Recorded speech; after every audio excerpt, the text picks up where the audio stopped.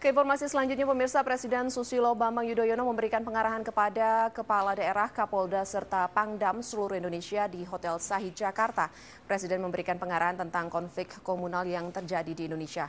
Kita akan bergabung bersama dengan Rafki Hidayat yang akan melaporkan langsung dari Hotel Sahid, Jakarta.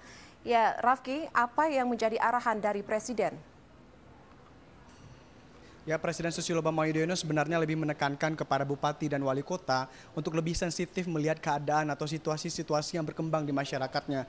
Selain itu, Presiden juga mengatakan bahwa jika ditarik lebih jauh lagi kepada gubernur, menteri, atau presiden sendiri, mereka memiliki jarak sehingga wali kota dan bupati lah yang paling dekat dengan masyarakat dan harus tahu isu-isu yang berkembang di masyarakat.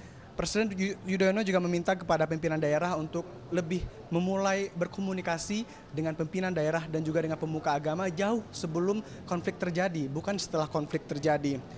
Dan kita ketahui beberapa waktu terakhir ini kerap terjadi konflik komunal, konflik horizontal, misalnya terjadi di Kutai Barat, di Lampung Selatan, dan Lampung Tengah. Presiden Yudhoyono mengakui bahwa kemajemukan Indonesia lah yang terdiri dari kemajemukan etnis, suku, agama, serta kemajemukan politik ibaratkan pisau bermata dua, di mana di satu sisi bisa menjadi rahmat, namun di sisi lain bisa menjadi sebuah kerawanan.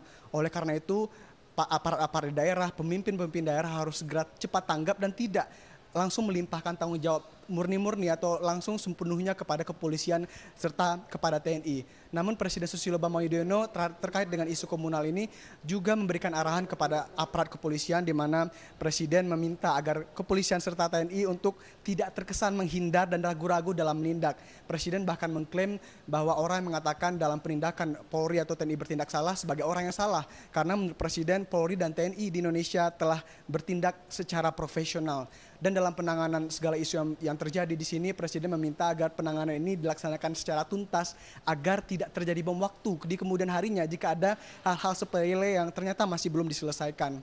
Selain itu, kepada pimpinan daerah juga kepada kepolisian dan TNI, Presiden meminta agar seluruh pemimpin daerah dan keamanan di daerah ini untuk juga berkomunikasi dengan pers, di mana pemimpin daerah ini diminta untuk mengajak pers dan memberikan data-data yang akurat sehingga kekhawatiran dari Presiden Susilo Bambang Yudhoyono bahwa pers menyampaikan berita-berita atau malah memperunya masalah tidak terjadi.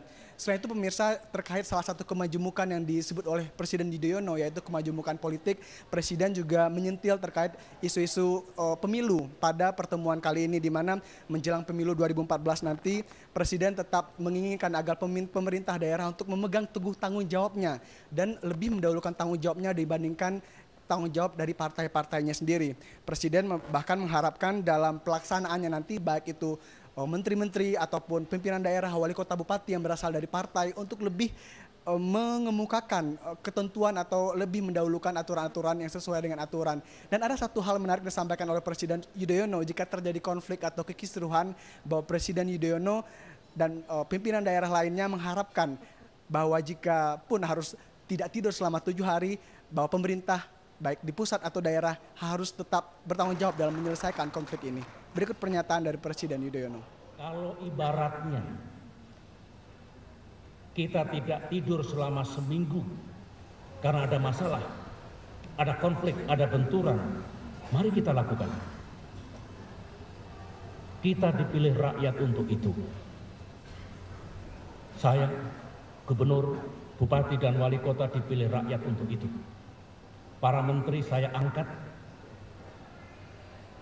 Panglima TNI dan Kapolri saya angkat juga untuk itu. Saya berharap semuanya mengambil. Demikian kembali ke studio. Ya, baik, terima kasih.